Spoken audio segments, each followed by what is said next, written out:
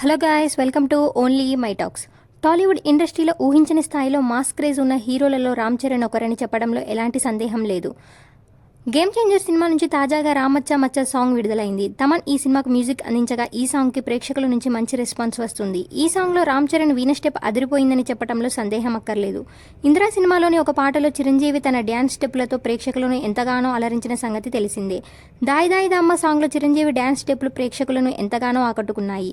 రామ్ చరణ్ ఈ సాంగ్ కోసం ఎక్కువగానే కష్టపడ్డారని తెలుస్తోంది. వైజాగ్లో ఈ సాంగ్ షూట్ జరిగిందని సమాచారం అందుతోంది. వైజాగ్లోని లొకేషన్స్ను బ్యూటిఫుల్గా చిత్రీకరించారు. గేమ్ చేంజర్ సినిమా ఈ ఏడాది డిసెంబర్ నెల 20వ తేదీన థియేటర్లలో విడుదల కానుంది. రిలీజ్ డేట్ను అధికారంగా ప్రకటించకపోయినా ఆ తేదీన ఈ సినిమా విడుదలయ్యే అవకాశాలైతే ఉన్నాయని కామెంట్లు వ్యక్తమవుతూ ఉండటం గమనార్హం.